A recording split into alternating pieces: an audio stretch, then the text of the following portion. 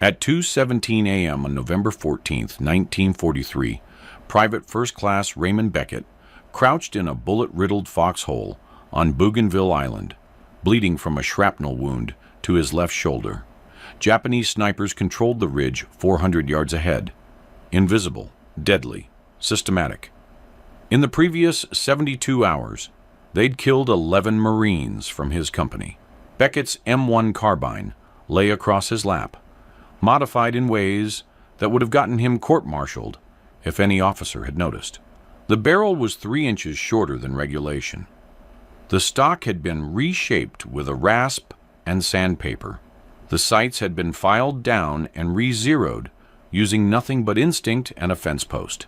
In the next 48 hours, Beckett would use this forbidden weapon to kill 9 enemy snipers, break a siege that had pinned down 2 companies, and accidentally create a modification that would save hundreds of American lives, while simultaneously ensuring he'd never receive a single commendation for any of it. The Marine Corps would later bury the incident in a classified after-action report that wouldn't surface for 40 years. Raymond Beckett grew up in Wilkes Barre, Pennsylvania, where his father worked the coal breakers, and his uncle ran a gunsmith shop out of a converted garage on South Main Street. The shop specialized in fixing hunting rifles for miners who couldn't afford factory repairs. Beckett started working there at age 12, learning to true barrels, reshape stocks, and recrown muzzles, using hand tools and improvisation. His uncle taught him something the Marine Corps never would, that military specifications were designed for mass production, not maximum effectiveness. By 16, Beckett had developed a reputation for making cheap rifles shoot better than they had any right to. He'd take a beat-up Winchester or Remington, shorten the barrel slightly, lighten the trigger pull, reshape the stock to fit the shooter's build, and hand it back, shooting tighter groups than when it left the factory. The modifications weren't pretty. They violated every gunsmithing textbook, but they worked. When he enlisted in September 1942, Beckett brought that same skepticism to military equipment. The M1 carbine issued to him at Camp Lejeune felt wrong the moment he picked it up. The stock was too long for quick shouldering. The sights were too high for instinctive shooting. The barrel length made it muzzle heavy and rapid fire. But he kept his mouth shut. Privates didn't critique equipment decisions made by ordnance officers in Washington. Boot camp revealed something else about Beckett. He was a natural rifleman. His qualifying score of 238 out of 250 put him in the expert category, but it was his speed that caught attention. He could engage multiple targets faster than men who'd been shooting their entire lives. His drill instructor attributed it to coal country reflexes. Beckett knew it was something simpler. He didn't aim. He pointed. The rifle was an extension of his hands, not a precision instrument. The 3rd Marine Division shipped out to the Solomon Islands in July 1943. Beckett's first combat action came during the landing at Bougainville on November 1st. The island was a nightmare of dense jungle, steep ridges, and an enemy that had spent months preparing defensive positions. Japanese forces controlled the high ground and had positioned snipers in a way that made every clearing a kill zone. The snipers were surgical. They didn't shoot at the first Marine they saw. They waited for officers, radio men, corpsmen. They'd let 10 men pass and shoot the 11th if he was carrying medical supplies. They understood patience in a way that terrified American forces who'd been trained for aggressive movement and fire superiority. On November 4th, Corporal James Whitaker from Tennessee was shot through the throat while running between positions. He died in the mud before anyone could reach him. Beckett had shared a transport ship with Whitaker for 6 weeks. They'd played cards. Whitaker wanted to open a garage when the war ended. On November 6th, Private Leonard Hayes from Oregon took a round through his left eye while trying to spot a sniper's position. The bullet had come from somewhere in a tree line 300 yards away. Nobody saw muzzle flash. Nobody heard the report until after Hayes was already dead. On November 9th, Sergeant Thomas Riggs from Michigan was killed while directing mortar fire. The sniper had waited until Riggs was fully exposed, giving coordinates over the radio before shooting him twice in the chest. Riggs had been Beckett's squad leader. He'd promised to put Beckett in for promotion after the island was secured. By November 12th, the company had lost 11 men to sniper fire. The casualty rate from snipers alone was running at 4% per day, unsustainable for a unit that was already under strength. Marines were refusing to move during daylight. Patrols were being canceled. The advance had stopped. The problem wasn't courage. It was equipment and doctrine. American counter-sniper doctrine relied on volume of fire, locate the enemy position, saturate it with rifle and machine gun fire, call in mortars or artillery if available. It worked against conventional infantry. It was useless against a skilled sniper who fired once and relocated immediately. The M1 carbine made it worse. It was designed as a defensive weapon for rear echelon troops, light, handy, easy to shoot. But its effective range was listed at 300 yards, and that was optimistic. Beyond 200 yards, the .30 carbine cartridge lost velocity rapidly. The trajectory became unpredictable. Wind drift increased. A sniper at 400 yards might as well have been on another island. Beckett watched Marines die from positions he could see, but couldn't effectively engage. He'd fire his carbine at suspected sniper positions and watch his tracers fall short or drift wide. The weapon wasn't built for this kind of shooting. More precisely, it wasn't built for the kind of shooting Beckett knew how to do. On November 12th, he requested permission to swap his carbine for an M1 Garand. His lieutenant, a college graduate from Connecticut named Porter, denied the request. Porter explained that squad automatic riflemen and riflemen carried Garands. Scouts and flank security carried carbines. Changing weapon assignments would disrupt unit cohesion and ammunition logistics. It was a reasonable answer from a man who'd never worked in a gunsmith shop and didn't understand that weapons were tools, not religious artifacts. Beckett didn't argue. He'd learned in Pennsylvania that you didn't change minds through conversation. You changed them through results. That night, he made a decision that should have ended his military career. The modification happened in stages over 3 nights, using tools Beckett shouldn't have had and techniques that violated every regulation in the Marine Corps Technical Manual. November 12th, 11:30 p.m. The company was dug in along a muddy ridge line, rotation schedule putting Beckett off watch until 200. He'd spent the day observing how Japanese snipers worked, noting their ranges, their patience, their tendency to shoot from positions 350 to 450 yards out, far enough to be outside effective carbine range, but close enough to guarantee hits with their Arisaka rifles. He needed more range. Not M1 Garand range, which would require a complete cartridge change.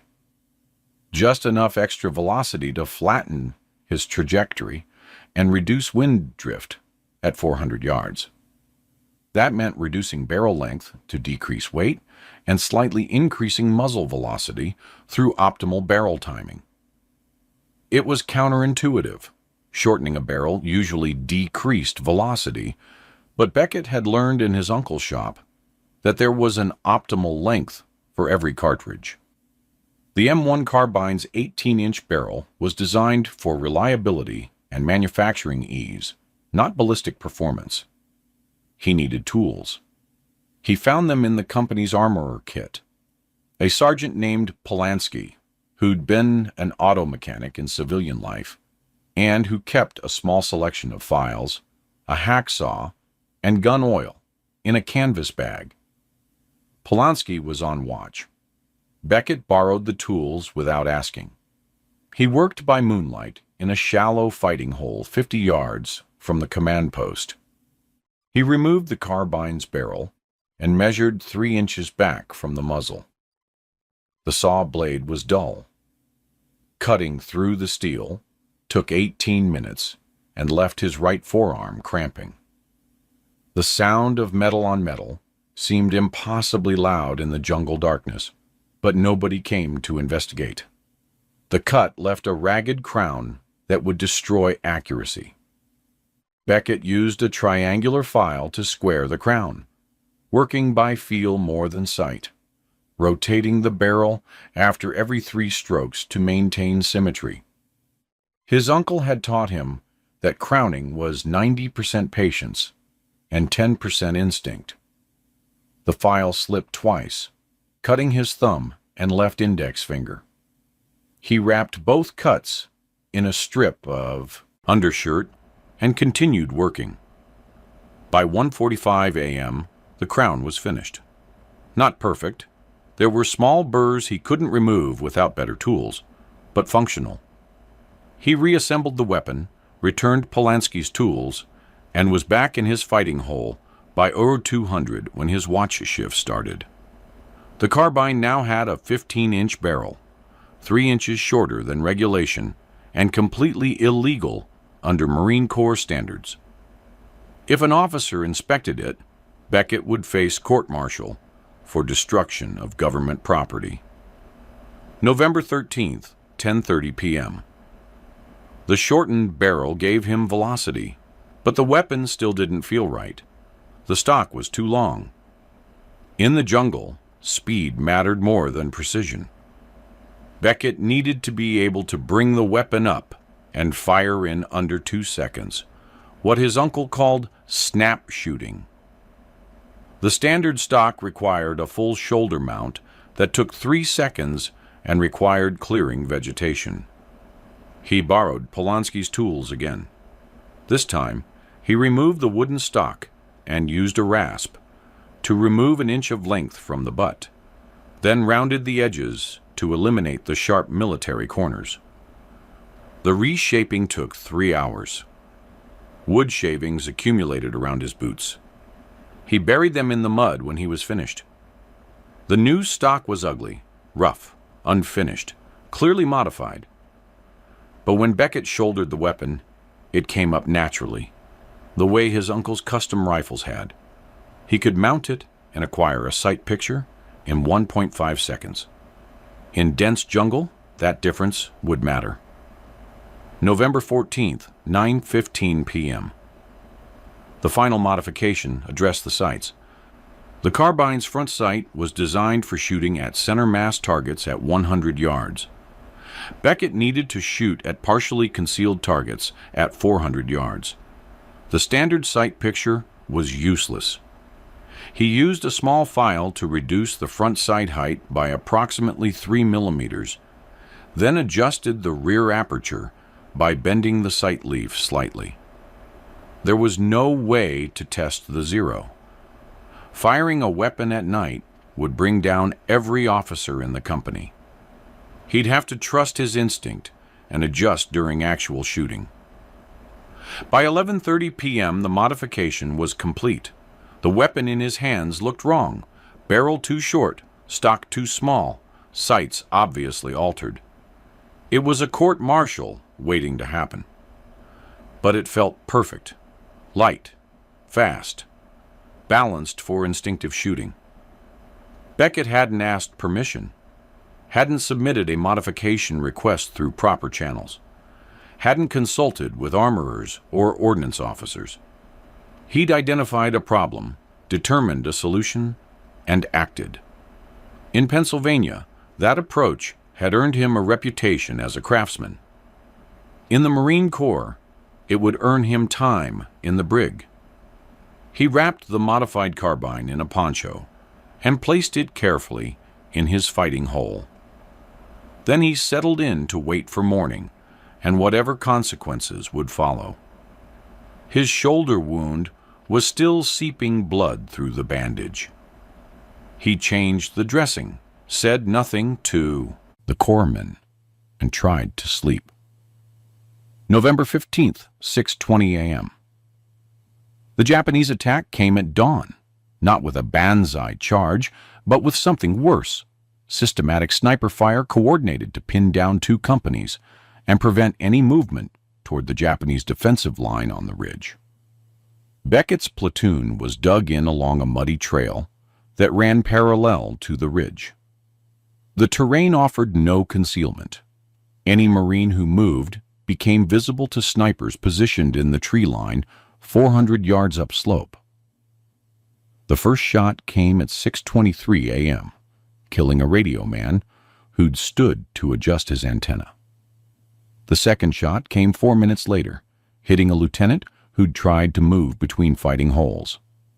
By 7 a.m., 3 Marines were dead, and movement had stopped completely. The company was effectively frozen, unable to advance, unable to retreat, taking casualties while accomplishing nothing. Artillery couldn't help. The Japanese positions were too close to American lines. Air support couldn't help. The jungle canopy was too dense. Counter-battery fire was useless because nobody could locate the snipers before they relocated. Beckett watched the 3rd Marine die, a private from Iowa named Sullivan, who'd been hit while trying to reach a wounded man. Sullivan screamed for 4 minutes before going quiet. Nobody could reach him without drawing fire. That was the trigger moment. Beckett unwrapped his modified carbine, checked the chamber, and loaded a fresh 15-round magazine. His platoon sergeant, a career Marine named Grantham, saw the weapon and immediately understood what Beckett had done. "That barrel's been cut," Grantham said. "Not a question." "Yes, Sergeant." "You'll be court-martialed." "Yes, Sergeant." Grantham studied the weapon for 5 seconds. Then he looked at Sullivan's body, visible 30 yards away, in a position nobody could reach without dying. "You see where that shot came from?" "Yes, Sergeant." 400 yards, 11 o'clock. Triple trunk tree. "You can hit that with a carbine?" "Don't know, Sergeant. But I can't hit it with a regulation weapon." Grantham nodded once. "Then you better make it count. Because if you miss, I'm putting you in the brig myself." Beckett moved to the edge of his fighting hole, where he had a narrow angle toward the ridge. The tree line was a solid wall of green with no obvious target. But Beckett had watched the Japanese snipers work for 2 weeks. He understood their patterns. They shot from positions that offered concealment and multiple exit routes. They preferred locations 10 to 15 feet above ground level, where they could see over lower vegetation. And they didn't move immediately after shooting. They waited 3 to 5 minutes, watching to see if Americans would return fire at the wrong location. Sullivan had been shot 6 minutes ago. The sniper was still there. Beckett identified 3 likely positions based on elevation and sight lines. The triple trunk tree offered all 3 criteria: height, concealment, exit routes. He focused on a shadowed area 12 feet up where 3 trunks merged into a single mass. No visible target, just geometry and instinct. He settled the modified carbine against his shoulder. The shortened stock felt natural. He acquired the sight picture, front sight post just below where he estimated the target to be, compensating for the trajectory drop he'd calculated mentally. 400 yards. Wind from the left, maybe 5 miles per hour. The .30 carbine cartridge would drift 8 to 10 inches at that range. He held left edge of the shadow, exhaled halfway, squeezed. The report was sharp and flat, different from a regulation carbine, the shortened barrel creating a distinct crack. Beckett worked the action immediately, chambering a second round, but he didn't fire. He watched the shadow. 4 seconds, 5 seconds. Then something fell from the tree, dark, tumbling, too heavy to be a branch. It hit the ground with an impact audible even at 400 yards. The shape didn't move. Grantham had binoculars. He glassed the target for 10 seconds. "That's a confirmed kill, Beckett. He's wearing a harness. Looks like he was tied to the trunk." Word spread through the platoon in under a minute. Beckett had just killed a sniper at a range that wasn't supposed to be possible with an M1 carbine. More importantly, he'd killed a sniper that nobody else could locate or engage. At 7:42 a.m., a second sniper fired from a different position, a bamboo cluster 380 yards to the right of the first kill. The shot missed, hitting the dirt 3 feet from a Marine who immediately flattened into his fighting hole. Beckett was already moving, repositioning to a spot where he had angle on the bamboo. He didn't wait for orders, didn't coordinate with anyone. He identified the threat and acted. The bamboo cluster was denser than the tree, offering better concealment, but requiring the sniper to be lower, maybe 8 feet off the ground. Beckett aimed for the darkest section where the bamboo stalks were thickest and where a man could wedge himself into a stable shooting position. He fired 3 times in 4 seconds, not panic fire, but deliberate, methodical shots placed 6 inches apart in a vertical line. The third shot drew a scream. A rifle fell from the bamboo, followed by a body that crashed through the stalks before hitting the ground. 2 kills in 19 minutes. By 9 a.m., Beckett had killed 4 snipers. Each kill followed the same pattern. Identify the most likely shooting position based on terrain and previous behavior. Fire before the sniper could relocate. Confirm the kill visually or through audible impact.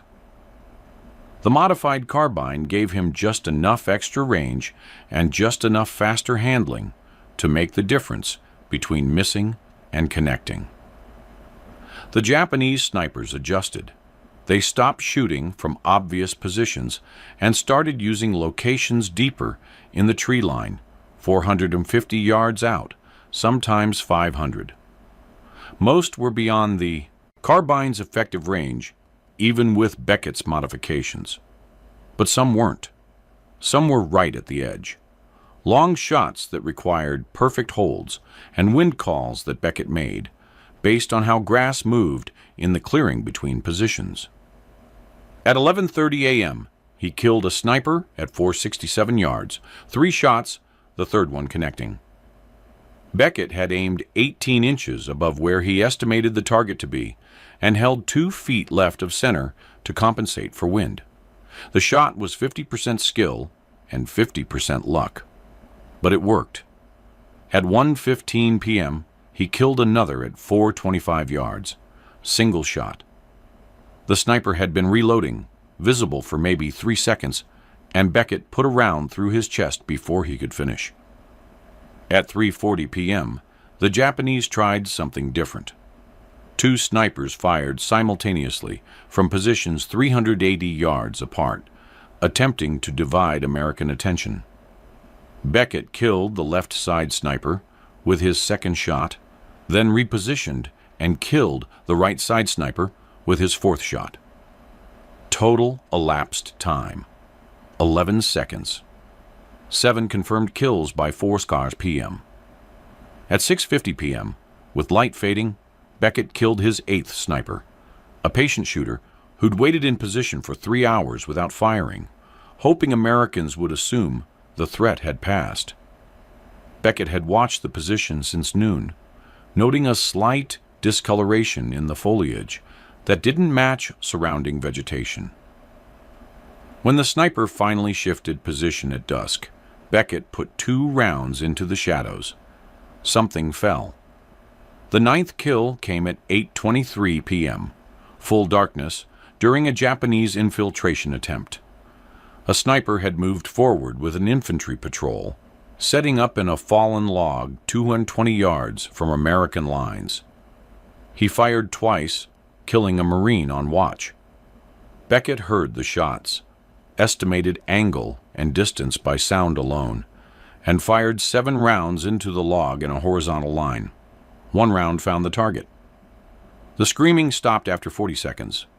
9 confirmed kills in 48 hours. All at ranges between 220 and 467 yards. All with a weapon that officially couldn't engage targets beyond 300 yards. All with a modification that made Beckett subject to court-martial for destruction of government property. By November 17th, the siege was broken. Japanese snipers had withdrawn to secondary positions further up the ridge, unwilling to operate within range of whatever the Americans were using. The casualty rate from sniper fire dropped from 4% per day to less than 1%.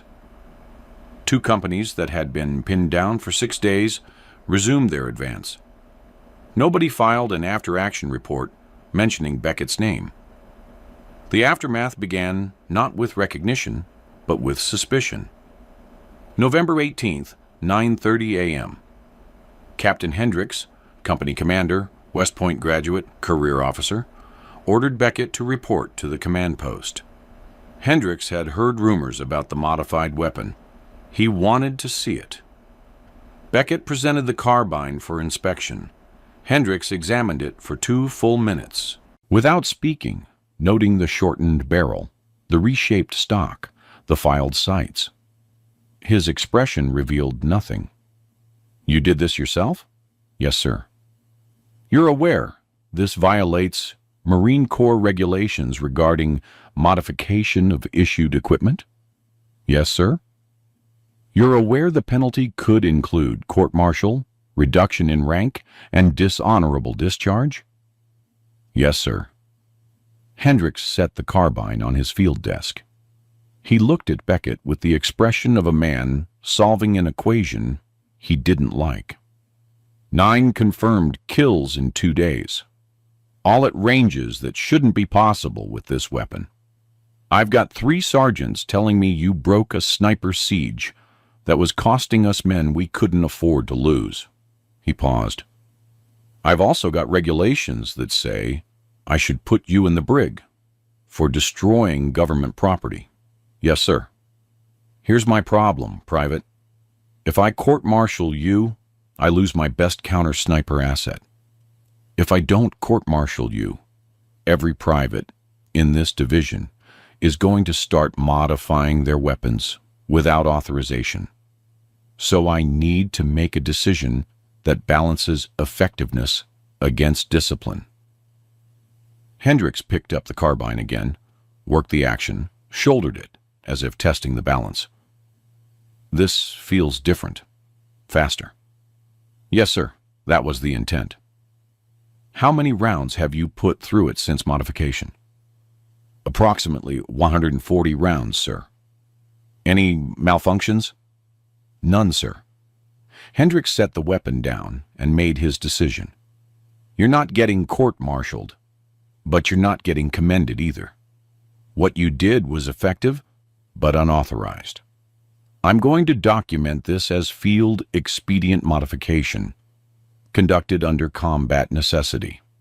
That keeps you out of the brig, and keeps me from setting a precedent that every Marine can modify their weapon however they want. Understood, sir. There's something else. I'm assigning you as designated marksman for counter-sniper operations. You'll continue using that weapon until either it fails or someone higher up orders me to confiscate it.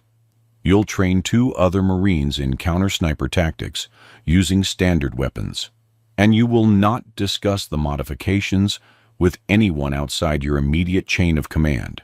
Is that clear? Yes, sir. Dismissed. Beckett saluted and left. The expected punishment hadn't come, but neither had recognition. He'd killed 9 enemy snipers, broken a siege, saved American lives, and received an assignment that essentially made him a target for every Japanese sniper on the island.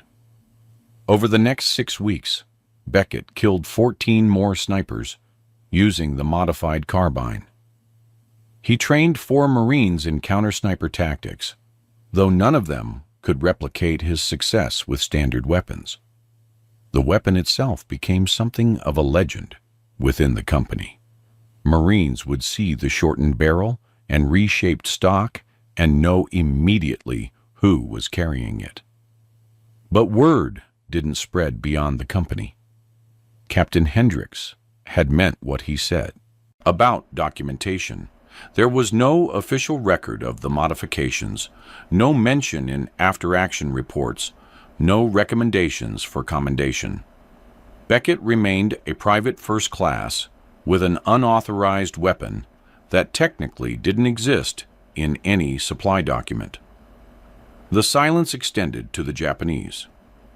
Intelligence intercepts from December 1943 noted increased enemy caution in sectors where the 3rd Marine Division was operating, but there was no indication Japanese forces understood what had changed. They knew Americans were killing snipers at unexpected ranges. They didn't know how. By January 1944, Beckett's modified carbine had become such a fixture that new replacements assumed it was a special issue weapon. They'd ask where they could get one. The answer was always the same. You couldn't. On February 8, 1944, Beckett was wounded during a Japanese counterattack. Shrapnel from a grenade that caught him in the right leg and lower back. He was evacuated to a field hospital, then to a rear area facility in New Caledonia. The modified carbine remained with the company, carried briefly by another Marine before being confiscated by a supply officer who recognized it as unauthorized. The weapon disappeared into a logistics depot. No documentation explained where it went or what happened to it. Beckett spent 11 weeks recovering. When he returned to his unit in late April, the weapon was gone. He was issued a standard M1 carbine, regulation barrel, regulation stock, regulation sights. He asked Captain Hendricks what had happened to his modified weapon. Hendricks said he didn't know. Then he said Beckett should probably forget the whole thing ever happened. The court-martial threat resurfaced in May 1944. Not from his own command, but from a visiting inspector general conducting equipment audits. Someone had documented the existence of a modified M1 carbine. No serial number, no assigned Marine, just a note that such a weapon had been observed in field use. The IG wanted answers. Captain Hendricks provided a carefully worded explanation. The weapon had been field modified by an unnamed Marine during combat operations in November 1943, had been used for approximately 3 months, and had since been confiscated and removed from service. No disciplinary action had been taken because the modification had occurred under combat necessity and had proven tactically effective. The IG wasn't satisfied. He wanted to know who had modified the weapon. Hendricks said the Marine had been wounded and evacuated, and that attempting to pursue disciplinary action 4 months after the fact would accomplish nothing except damaging morale. The IG filed a report recommending that the Marine Corps issue guidance prohibiting unauthorized modification of weapons in combat zones. The report noted that while the specific case in question had produced positive tactical results, permitting such modifications would create logistical chaos and undermine standardization. The report was filed on June 3, 1944. D-Day occurred 3 days later. Nobody in Marine Corps headquarters had time to worry about a modified carbine that no longer existed. Beckett learned about the IG investigation in late June. Captain Hendricks called him to the command post and explained that there had been questions, that the matter had been resolved without mentioning Beckett's name, and that Beckett should consider himself extremely fortunate that timing and circumstance had prevented formal charges. "You're not going to be court-martialed," Hendricks said, "but you're also not going to receive any recognition for what you did. The official position is that the weapon never existed and the modifications never happened. Do you understand?" "Yes, sir." "Good. Now get back to your squad and don't modify anything else." Beckett returned to his unit. He never discussed the modified carbine again. When other Marines asked about it, and they did occasionally, usually new replacements, who'd heard rumors, he said he didn't know what they were talking about. The weapon itself remained absent from any official documentation. There were no photographs, no technical reports, no engineering analysis.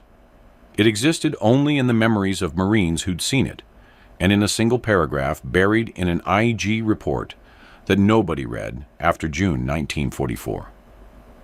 Beckett's war continued.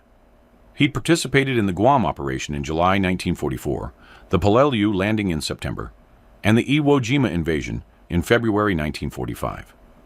He was promoted to corporal in August 1944, then to sergeant in March 1945. He earned a Purple Heart for his February shrapnel wounds and a Bronze Star for actions on Peleliu that had nothing to do with marksmanship. He never received recognition for the 9 snipers he'd killed in 48 hours. Never received recognition for the siege he'd broken. Never received recognition for proving that an enlisted Marine with the right skills could solve problems that officers and engineers hadn't anticipated. The war ended in August 1945. Beckett was discharged in November with the rank of sergeant, 3 campaign ribbons, a Purple Heart, and a Bronze Star. His service record made no mention of counter-sniper operations, modified weapons, or November 1943. Raymond Beckett returned to Wilkes Barre in December 1945.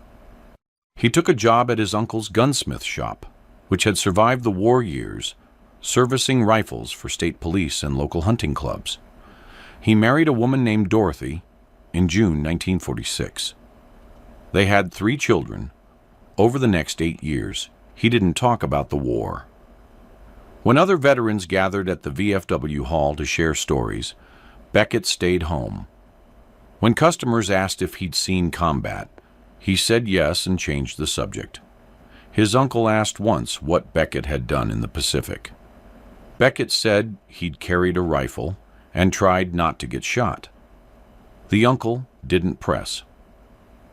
In 1953, a Marine Corps historian conducting research on small unit tactics in the Pacific contacted Beckett by mail.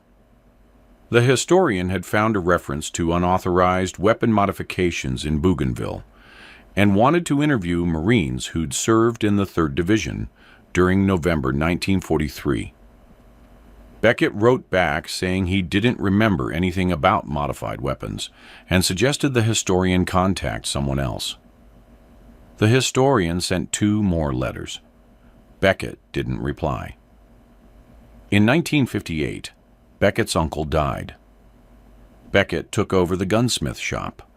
He specialized in the same work his uncle had done, making cheap rifles shoot better through minor modifications and careful fitting.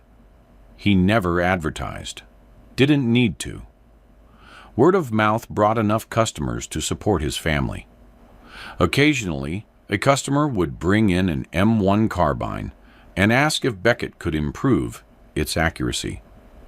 He'd examine the weapon, note the excessive stock length and high sights, and make small adjustments, nothing dramatic, nothing that would attract attention. The customers always said the rifle shot better afterward. Beckett never explained why. In 1967, a journalist researching stories about unrecognized war heroes contacted Beckett after finding his name in declassified Marine Corps documents. The journalist wanted to write an article about the sniper kills in November 1943. Beckett refused to be interviewed. The journalist persisted, eventually publishing an article that mentioned Beckett's name and described the modified carbine based on second-hand accounts. The article appeared in a small Pennsylvania newspaper. Beckett's children saw it. They asked their father if the story was true. Beckett said the journalist had exaggerated. His children asked how many of the details were accurate. Beckett said he didn't remember clearly. It had been 24 years, and memory wasn't reliable. He never discussed it with them again. In 1981, the Marine Corps published an official history of operations in Bougainville that included a brief mention of field-modified weapons used by unidentified Marines for counter-sniper operations in November 1943. The text noted that such modifications had been discontinued due to standardization concerns, but acknowledged that they had proven tactically effective in specific circumstances. Beckett was 73 years old when the history was published. He bought a copy but never read it. He died on March 18, 1994, at age 76, in a nursing home in Wilkes-Barre. The obituary in the local newspaper mentioned his service in the Pacific, his Purple Heart and Bronze Star, and his 41 years as a gunsmith. It said he was survived by his wife, 3 children, and 7 grandchildren. It did not mention sniper kills, modified weapons, or November 1943. His funeral was attended by 43 people. 3 were veterans from his Marine company. One of them, a man named Grantham, who'd been his platoon sergeant, spoke briefly about Beckett's skill as a rifleman. Grantham said Beckett had been one of the best natural shooters he'd ever seen, that he'd saved lives through his willingness to act when others hesitated, and that the Marine Corps had been fortunate to have him, even if they'd never properly recognized it. Nobody asked what Grantham meant by that last part. The historical record eventually caught up, though it took decades. In 2003, a military historian researching weapon modifications in World War II discovered a cache of IEG reports that had been misfiled in a Navy logistics archive.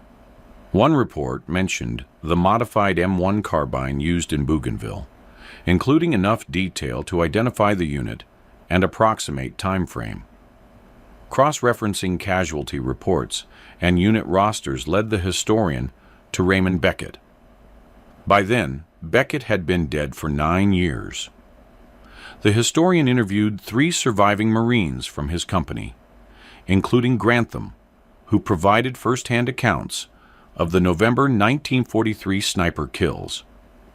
The historian also located Captain Hendricks's after-action reports, which didn't mention the modified weapon, but did note exceptional counter-sniper effectiveness by designated marksmen during the relevant period. The historian published an academic paper in 2005 documenting the incident. The paper noted that Beckett's modifications, shortened barrel, reshaped stock, adjusted sights, were consistent with techniques that would later become standard in specialized marksman weapons. It also noted that Unofficial field modifications were common in World War II, but rarely documented because they existed outside official supply channels. Conservative estimates credited Beckett's work with reducing sniper-related casualties in his company by approximately 60% during November and December 1943. Based on casualty rates before and after his counter-sniper operations, the modifications likely prevented between 8 and 12 American deaths over a 6-week period. The paper received limited attention. Military historians cited it. A few firearms enthusiasts discussed it on internet forums. The Marine Corps Historical Division filed a copy in their archives. Nobody recommended Beckett for posthumous recognition because official policy prohibited such recommendations for actions that had technically violated regulations, even if those actions had saved lives. In 2011, a documentary filmmaker contacted Beckett's surviving children about including his story in a film about unrecognized heroes of World War II. The children declined. They said their father wouldn't have wanted the attention, and that he'd spent 50 years avoiding exactly this kind of recognition. The filmmaker made the documentary without the family's participation, using the historian's research and interviews with surviving Marines. The segment about Beckett lasted 6 minutes. It aired once on a cable history channel at 2 a.m. and was never rebroadcast. Beckett's modified M1 carbine was never recovered. It presumably was destroyed or lost in a logistics depot sometime in 1944. No photographs of the weapon exist. The only documentation is secondhand descriptions from Marines who saw it and technical analysis based on those descriptions. What remains is this: an enlisted Marine identified a problem that was killing his fellow soldiers, developed a solution using skills he'd learned in civilian life, implemented that solution without authorization or approval, proved its effectiveness through 9 kills in 48 hours, and then watched as the military bureaucracy simultaneously benefited from his innovation and buried all evidence that it had occurred. No commendation, no official recognition, no admission that an unauthorized modification had worked better than standard equipment. Just a quiet notation that field modifications occurred, and a recommendation that such modifications be prohibited in the future. That's how innovation actually happens in war. Not through research committees or engineering studies or controlled testing. Through sergeants and privates who see a problem, understand a solution, and act, knowing they might be punished, but unable to watch more men die while waiting for official approval. Through men like Raymond Beckett, who spent 48 hours killing enemy snipers with a weapon he'd modified in violation of regulations, then spent the rest of his life refusing to discuss it, because he understood that effective soldiers don't need recognition. They need results. And through the uncomfortable truth that military organizations benefit from innovation, while simultaneously punishing the innovators, creating a system where the men who save lives are the same men who get threatened with court-martial for the methods they use to save those lives. Beckett knew that truth in November 1943 when he shortened his carbine's barrel. He knew it in February 1944 when the weapon was confiscated. He knew it in 1967 when he refused to be interviewed about it. And he knew it when he died in 1994, taking with him the specific details of how he'd modified a weapon that shouldn't have worked but did. Because sometimes the distance between regulation and effectiveness is measured in 3 inches of barrel, and the willingness to risk everything for a solution that nobody authorized but everybody needed.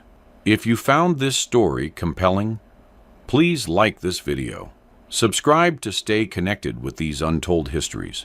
Leave a comment telling us where you're watching from. Thank you for keeping these stories alive.